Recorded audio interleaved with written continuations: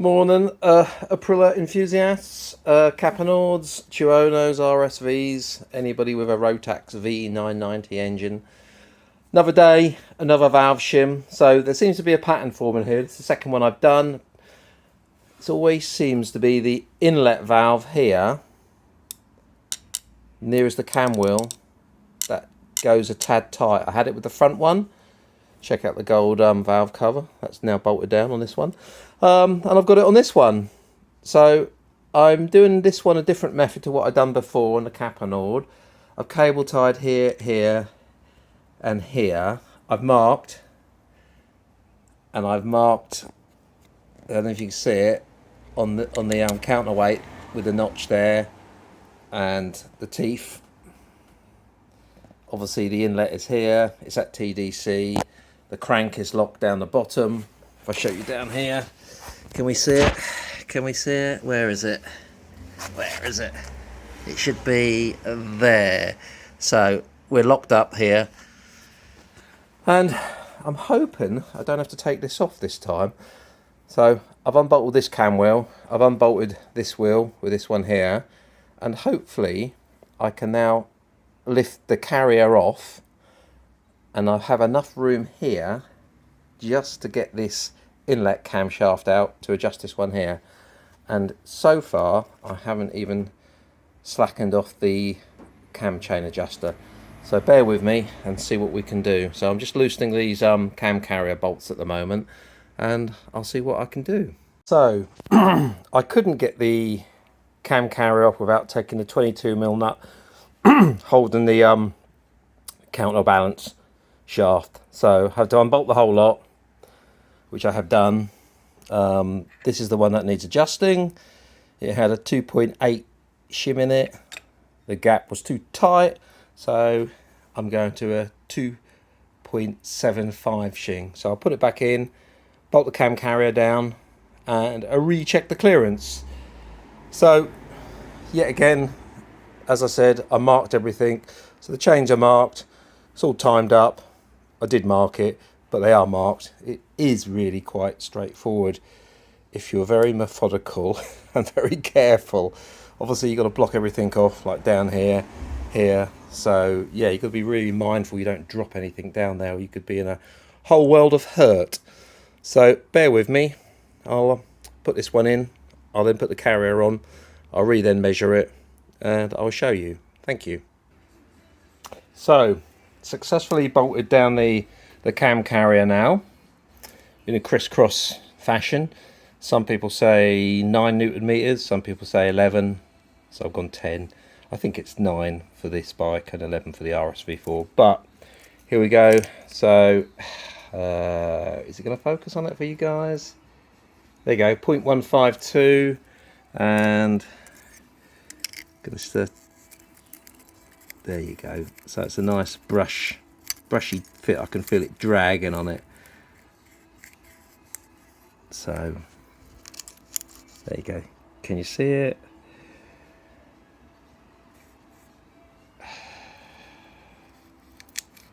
Don't know if you can actually see it, but anyway, it's a nice brush fit. So I'm happy with that. So all I need to do now is put the 2 bottom bolts in here first. Down there, 2 down there, and then start building it up. So yeah, see you in a bit. So I've now got, you just see it, the bolt down there, the bolt down there, that hold the carrier on that way. I pop the cam wheels back on, easy peasy, and as you can see, they're still aligned up. It's only a rough thing, because you line them up with them as well.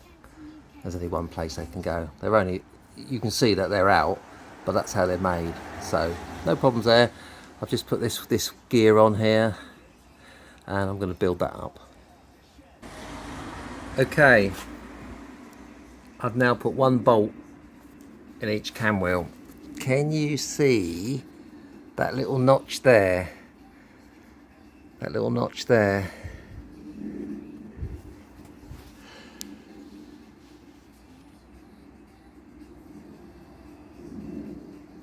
I think it's got to line up with that little dot there. So I need to take that off and spin it round. So bear with me. Okay. See the notch and the dot lining up now? Here, the dot on the wheel and the notch on this wheel. So they've lined up. So now I can continue putting that back together. And now I'll just put the counterbalance back on, and you can see my red mark, pop down lower, is lining up with that.